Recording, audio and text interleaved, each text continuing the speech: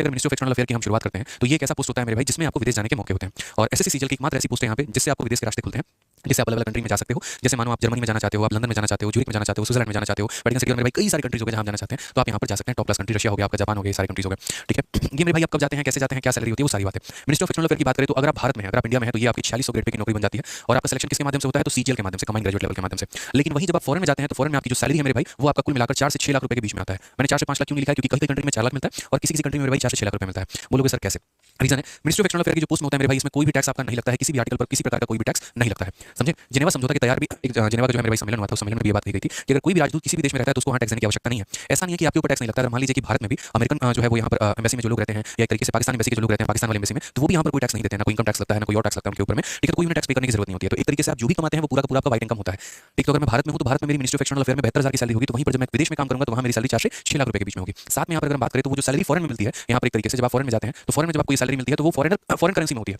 अगर आप मान लीजिए कि जापान में है तो आपको जो मिलेगा वो येन में पेमेंट मिलेगी, इस तरीके से करके यहाँ पे पूरा का पूरा मेरे भाई रहता है। इसी वजह से वो थोड़ा सा जो पेमेंट है वो बढ़ जाता है। दूसरा अगर हम एमईए की बात करें तो ये एक ऐसा पोस्ट है जहाँ पर आपको कम से कम आपके 2 बच्चे, 2 बच्चों को मेरे भाई आप 12वीं क्लास तक यहाँ पर आप मेरे भाई 12th क्लास तक आप प्रॉपर मेरे भाई फ्री में पढ़ा सकते हैं। और फ्री में क्या पढ़ा सकते हैं, तो इसका जो पूरा का पूरा जो खर्चा है वो सरकार उठाती है। फ्री एजुकेशन आपको मिलता है। आप चाहो तो मेरे भाई इंडिया में पढ़ा सकते हो और आप चाहो तो यहाँ विदेश में पढ़ा सकते हो, पूरा जो खर्चा वो सरकार उठाएगी।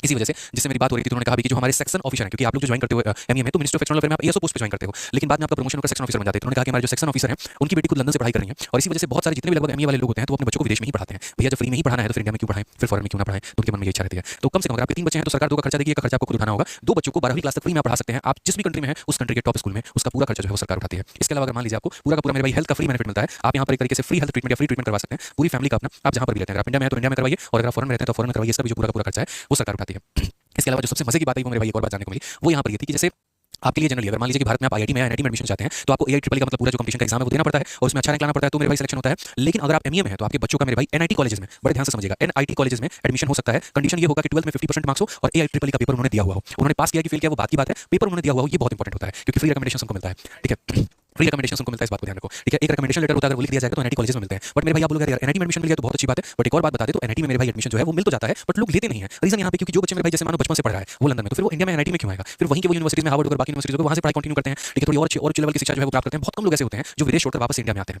ठीक है, इसके अलावा अगर हम आपको बेनिफिट बताएं तो मान लीजिए कि आपका यहाँ पर जॉब लग जाता है और आपके स्पाउस यानी आपकी जो मैडम है, महिला मित्र हैं जिनसे आपकी शादी हो रखी है, अगर वो भारत में किसी भी सरकारी मंत्रालय में है, किसी भी सरकारी मंत्रालय में है, ठीक है, तो यहाँ पर उनको 6 महीने की लीव ग्रांट कर दी जाती है। इसी वजह से क्योंकि आप मेरे भाई विदेश में, जैसे मानो मैं हूं और आज मेरी पोस्टिंग जर्मनी में आ गई और मेरी वाइफ टीचर है, तो मेरी वाइफ को आटा की गुडनेस को जब मिले मैगी का टेस्ट तो हर